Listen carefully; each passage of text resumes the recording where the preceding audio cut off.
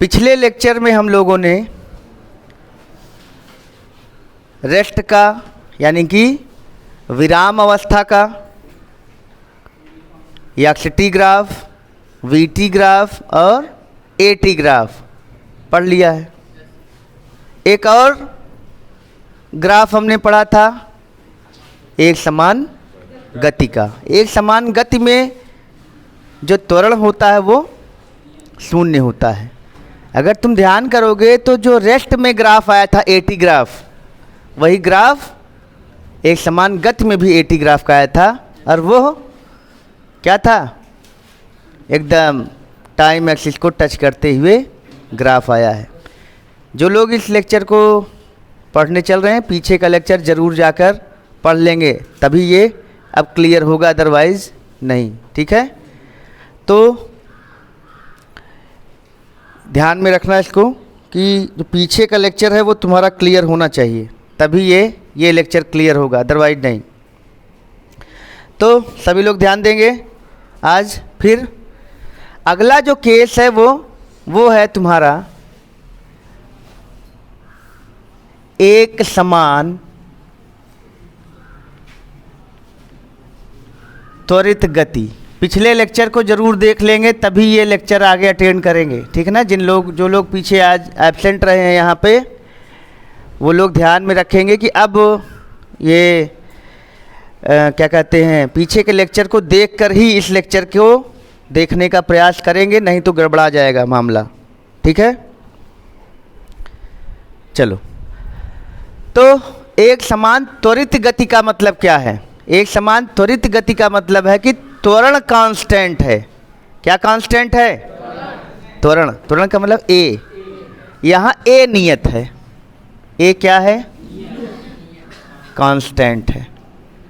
अब ए को क्या कहा जाता है? dv बटा dt। ये कांस्टेंट है ना।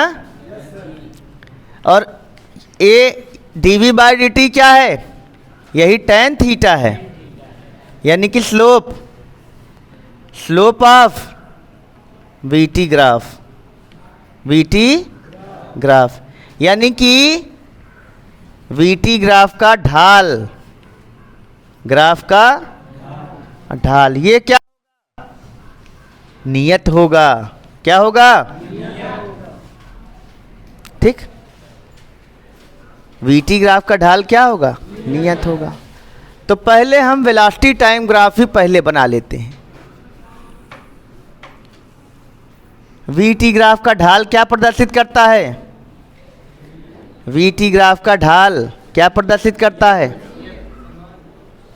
त्वरण। तो यहाँ v क्या है? वी-टी ग्राफ का ढाल नियत है। ढाल का मतलब होता है कि टाइम अक्ष से बनाया जाने वाला कोण क्या है? नियत है। तो कोण नियत कब होगा?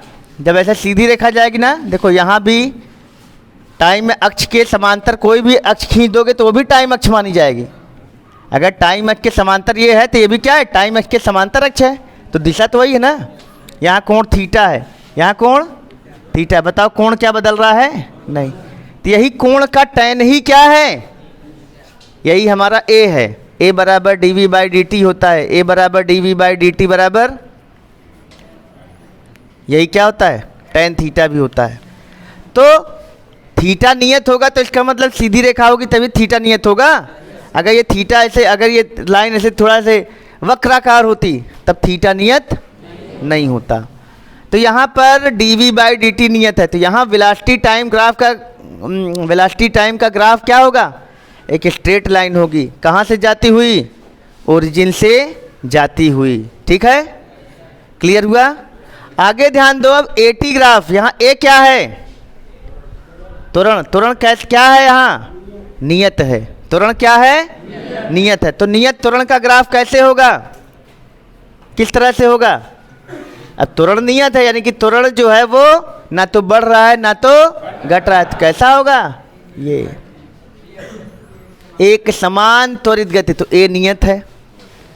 अब वेग समय में ग्राफ होगा तो इसमें इसका ढाल त्वरण, यहाँ पे tan थीटा त्वरण बता रहा है और यहाँ त्वरण सीधा सीधा है। तो सीधा सीधा है, तो त्वरण नियत है का मतलब समय बदल रहा है, ये सॉरी टाइम है, यहाँ टाइम बदल रहा है और त्वरण क्या है, नियत है। यहाँ टाइम बदल रहा है तो वेग बढ़ रहा है, लेकिन वेग समय ग्राफ का जो ढाल है वो नियत है, ठीक। और यहाँ पर हम एक्स टी ग्राफ बनाते हैं, विस्थापन समय ग्राफ। तो त्वरण अगर नियत है तो हमारा एक इक्वेशन काम करता है, नियत त्वरण का ग्राफ में एक इक्वेशन काम करता है, वो क्या होता है, यस बराबर u t plus half a t square. खूब ध्यान समझना, ये यस बराबर u t plus half a t square.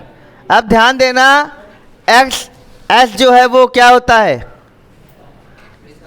विस्थापन होता है। तो अगर टाइम यहाँ करोगे, अब यहाँ देखो इसमें स्थिति समय ग्राफ अलग हो जाएगा और विस्थापन समय ग्राफ अलग हो जाएगा। तो यस को क्या बोला जाता है, यक्स माइनस यक्स नॉट, प्रारंभिक स्थिति और ये अंतिम स्थिति। अंतिम स्थिति में से प्रारंभिक स्थिति घटाओगे तो आएगा विस्थापन। तो यक्स माइनस यक्स नॉट बराबर u t plus half a t square. अब अगर स्थिति समय है तो स्थिति तो ये है ना, ये क्या है, स्थिति है। तो कौन सी स्थिति बदलती है, ये तो नियत है ना, प्रारंभिक स्थिति कभी बदलती नहीं भाई, कहीं ना कहीं शुरू होगा तो वो जहाँ था वो स्थिति हम कहेंगे यही थी।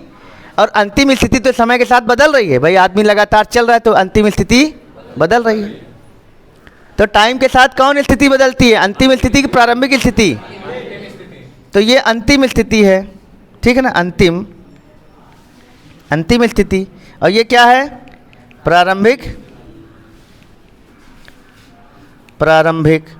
स्थिति। ये टाइम है तो टाइम ही तो बदल रहा है, ए क्या है, ए तो नियत है। अब यहाँ पे चक्कर अच्छा है, यहाँ पर स्थिति समय ग्राफ और विस्थापन समय ग्राफ अलग अलग आएंगे। तो यहाँ पे हम यक्स को क्या मान के चल रहे हैं, स्थिति, और स्थिति समय ग्राफ विस्थापन समय ग्राफ में तब बदल जाता है जबकि प्रारंभिक स्थिति क्या होती, शून्य होती। जब कोई बॉडी जीरो से स्टार्ट करेगी तो जीरो से जितना चलेगी वही अंतिम स्थिति होगी। अगर हम जीरो से 4 मीटर चले तो हम कहेंगे 4 मीटर विस्थापन है और 4 ही मीटर पे हम पहुँचे हैं, है ना। लेकिन अगर हम पहले से 4 मीटर पर खड़े हैं तो हमारी प्रारंभिक स्थिति 4 मीटर है और उसके बाद हम यहाँ से अंतिम स्थिति 10 मीटर पर पहुँचे हैं। 4 मीटर से चले और 10 मीटर पहुँचे, यानी कि पहले हम ओरिजिन से 4 मीटर पे थे, अब ओरिजिन से 10 मीटर पे पहुँच गए।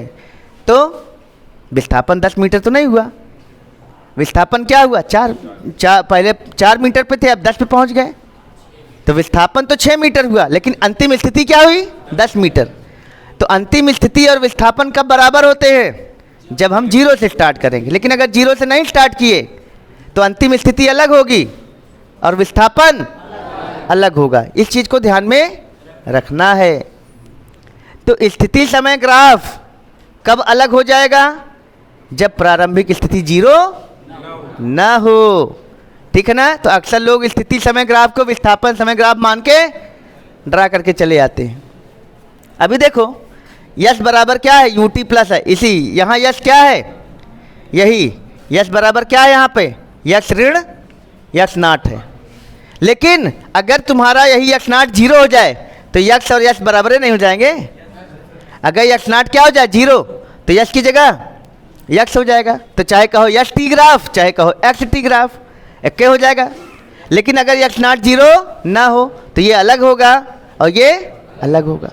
बोलो, तो यहाँ से x बराबर क्या हो जाएगा, बोलो, यक्स नॉट इधर आ जाएगा दाएं side plus you t plus half a t square. अब बताओ ये वाला इक्वेशन और ये वाला इक्वेशन बराबर कब हो जाएगा, ये दोनों इक्वेशन बराबर कब हो जाएंगे, जब यक्स नॉट क्या हो जाएगा, जीरो। अगर जीरो है तो ये और ये एक हो जाएगा, और नहीं तो ये अलग है और ये अलग है। समझ में आया। तो हम लोग अभी स्थिति समय ग्राफ इसका बना रहे हैं, स्थिति समय ग्राफ, जबकि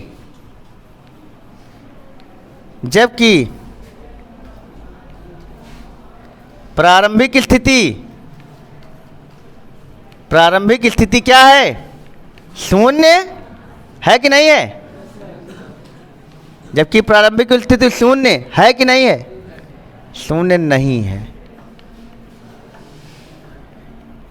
इसका ग्राफ बनाएंगे ना, तो ये किसका ग्राफ है? यानी कि x बराबर x0 plus ut plus half. खूब ध्यान समझो, कोई भी ग्राफ जीरो से स्टार्ट होगा कि नहीं होगा, इक्वेशन से कैसे जानेंगे? तो अगर कोई भी ग्राफ मूल बिंदु से प्रारंभ होगा तो समय को जीरो रखने पे वो जीरो आना चाहिए। दोनों निर्देशांक क्या आने चाहिए? मूल बिंदु का निर्देशांक क्या है? 0 0। यहाँ पे इसका इक्वेशन अगर कोई लिखना चाहे तो v बराबर u प्लस ए टी है। v बराबर, अब बताओ क्या ये v बराबर u प्लस ए टी का ग्राफ है? अभी इस पे भी काम करेंगे, चलो पहले इधर ही देखते हैं। तो यहाँ t को वैल्यू 0 रखो, t को 0 रखोगे तो ये 0 हो जाएगा और ये 0। लेकिन क्या ये 0 हुआ? अगर x0 भी 0 होता तो ये भी 0 हो जाता, ये भी 0 और ये भी 0, तो ये यहाँ से स्टार्ट होता। 0 0 यही तो होगा ना। लेकिन समय को 0 रखने पर x क्या हो जा रहा है? t बराबर 0 पर x बराबर x0।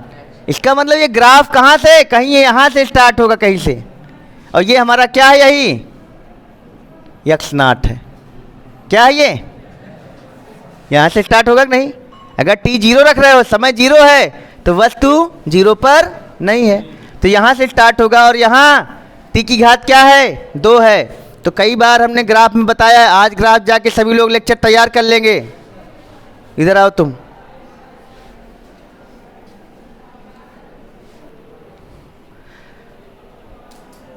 तो यहाँ पे क्या होगा? अगर टाइम 0 रखोगे तो यह t ये 0 हो जाएगा, ये 0 हो जाएगा, क्योंकि t का मान 0 रखोगे तो x बराबर क्या है? x0। इसका मतलब है कि यह ग्राफ जो है वो यहाँ से स्टार्ट होगा। किसी t बराबर 0 पर वो 0 नहीं आ रहा। अगर t बराबर ये भी 0 होता तो ये पूरा x 0 हो जाता, तब यहाँ से ग्राफ स्टार्ट होता। और यहाँ t की घात क्या है? 2 है। t की घात 2 है, x की घात क्या है? 1 है। तो यह ग्राफ परवलय को प्रदर्शित करता है। आज सभी लोग जाके ग्राफ को बढ़िया से तैयार करके आना, कल हम पूछेंगे। तो t की घात 2 है, x की घात क्या है? 1 है। तो ऐसा ग्राफ परवलय को दिखाता है। तो परवलय में जिसकी घात 1 होती है उसी तरफ ग्राफ झुकता है। ये सीधी रेखा नहीं होगा, परवलय हो तो परवलय का ग्राफ ऐसे आता है या ऐसे झुकता है। तो किधर झुकेगा ये? जिसकी घात 1 होगी। घात 1 किसकी है? x की, तो इधर झुकेगा। लेकिन यहाँ ये 0 से, यहाँ से नहीं स्टार्ट होगा। अगर यदि x0 बराबर क्या हो? 0 हो, तब तो x और s दोनों एक ही हो जाएगा। तो चाहे स्थिति ग्राफ खींचो, चाहे x हो s हो, तब तो s भी वही होगा और x भी होगा, है ना? चलो अभी x ही करते हैं, तब x t ग्राफ क्या हो जाएगा? ऐसे होगा, x और t। लेकिन अगर कोई पूछे ये क्या स्थिति है? क्या है ये? स्थिति। अगर तुमसे कोई एस टी ग्राफ पूछे तो यस तो t 0 होने पे हमेशा 0 होगा। अगर विस्थापन कोई पूछे तो विस्थापन तो t 0 होने पे हमेशा 0 होगा। लेकिन ये x क्या होगा? ये ओरिजिन से तभी स्टार्ट होगा जब प्रारंभिक स्थिति 0 हो, और प्रारंभिक स्थिति 0 नहीं हो तो ये होगा। अब इसी का एक ग्राफ और यहाँ पे हम प्लाट कर दे रहे हैं। यहाँ पे ये यस का ग्राफ। यस यहाँ क्या है? अब विस्थापन है। यस क्या है? तो यही चीज़ यहाँ पर अंतर आने लगता है। अब विस्थापन तो यस है ना, अब भाई उसमें ना तो x0 ले रहे ना x ले रहे, यस है। तो जब t बराबर 0 रखोगे तो विस्थापन क्या आएगा? 0। और t की घात क्या है? 2 है। s की घात क्या है? 1 है। तो ये भी परवलय आएगा और ये मूल बिंदु से स्टार्ट होगा। क्यों? क्योंकि t बराबर 0 पर s बराबर ut plus half a t square बराबर क्या हो जाएगा? 0। तो ये ग्राफ 0 से हमेशा स्टार्ट होगा। तो विस्थापन समय ग्राफ हमेशा कहाँ से स्टार्ट होगा? 0 से। और स्थिति समय ग्राफ 0 से तब प्रारंभ होगा जब प्रारंभिक स्थिति 0 हो, और प्रारंभिक स्थिति अगर 0 ना हो तब वह किसी और विस्थापन, किसी और स्थिति से अपनी स्थिति बदलेगा। ठीक, अब देखो यहाँ पर भी एक समान त्वरित गति में तीनों समीकरण लगते हैं ना, एस बराबर u t plus half a t square, v बराबर यू प्लस ए टी, और क्या कहते हैं वी स्क्वायर बराबर यू स्क्वायर प्लस 2as। तो v बराबर क्या है, u प्लस ए टी। अब बताओ अगर यहाँ पर t बराबर 0 कर दो तो क्या v बराबर 0 आया? नहीं आया ना, ये 0 हो जाएगा, 0 इंटू ए 0, तो v बराबर क्या आ गया, u आ गया। तो क्या ये ग्राफ सही है? नहीं। एक चीज़ 0 रखने पर अगर अगली चीज़ 0 आ जाए तभी मूल बिंदु से स्टार्ट होगा ग्राफ। जैसे यहाँ देखो t क्या कर रहे थे, t 0 रख रहे थे तो यश क्या हो गया 0, तब तो यहाँ से स्टार्ट होगा। यहाँ t, यहाँ यश जी, ये यश नॉट 0 रखे, t 0 रखे, दोनों 0 रखे, ये भी 0 रखे, ये भी 0 रखे, तब ये यक्ष क्या आ जाएगा, तब यक्ष 0 आएगा, तब तो मूल बिंदु से स्टार्ट हुआ। तो इसका मतलब क्या ये v बराबर u प्लस ए टी का ग्राफ है? नहीं है। लेकिन यहाँ पे देखो घात क्या है, t की घात 1 है, v की घात 1 है, तो इसका ग्राफ कैसे आएगा, ध्यान दो, ये t है, ये v है। ग्राफ तो सीधी रेखा आएगी, लेकिन वो सीधी रेखा कहीं और से स्टार्ट होगी, ये ऐसे, और ये यहाँ से यहाँ तक का वेग क्या है हमारा, u है। ठीक है ना? तो ये किस चीज़ का ग्राफ है? इसका मतलब है कि यहाँ पे प्रारंभिक u क्या है, u बराबर 0 है, u बराबर, यानी कि वस्तु विरामावस्था से अगर चलना प्रारंभ करेगी तो ये ग्राफ होगा, और यहाँ वस्तु विरामावस्था से प्रारंभ नहीं कर रही है, इसमें कुछ ना कुछ प्रारंभिक वेग है। तो जब विरामावस्था से प्रारंभ करेगी तो ये ग्राफ होगा, ये v बराबर 0 प्लस ए टी, तो ये v बराबर ए टी का ग्राफ है। किसका ग्राफ है ये? देखो t 0 रखोगे तो a भी 0 हो जाएगा, है कि नहीं? ग्राफ दोनों ही जगह सीधी रेखा आएगी, और दोनों ही जगह त्वरण क्या है, नियत है। यहाँ थीटा है, यहाँ थीटा है, त्वरण का बढ़घट नहीं रहा, यहाँ भी थीटा है, यहाँ भी थीटा है, यहाँ भी थीटा, तो त्वरण दोनों में नियत है। तो नियत त्वरण का ग्राफ ये भी है ना, त्वरण क्या है, नियत। तो वही तो हम कह रहे थे एक समान त्वरण का ग्राफ है, तो एक समान त्वरण का ग्राफ ये भी बना सकते हो और ये भी। बस यहाँ मोटरसाइकिल जब चलना प्रारंभ की तो पहले से कुछ वेग था, और यहाँ पहले वेग 0 था। ठीक है ना? और त्वरण में क्या होगा, हमेशा नियत रहेगा। त्वरण क्या रहेगा, नियत रहेगा। ठीक है? तो ये बहुत इंपॉर्टेंट ग्राफ हो गए, सारे ग्राफ हमारे चल गए। एक अभी हम ऋणात्मक त्वरण का ग्राफ बताएंगे कल, वो भी तब इस तरह से हम ग्राफ नहीं बनाएंगे, अलग अलग बताएंगे। ठीक है? तो आज के लिए इतना ही। इसको बढ़िया से तैयार कर लेना कि कब ग्राफ मूल बिंदु से स्टार्ट होगा, कब नहीं होगा। अगर एक की घात 2 है, एक की घात 1 है, तो उनके बीच ग्राफ परवलय होगा। जब दोनों की घात, दोनों चरों की घात 1 1 हो तो ग्राफ सीधी रेखा होगी। ठीक है ना? तो इतना तैयार करके सभी लोग कल आना। ठीक है ना? आज के लिए इतना ही।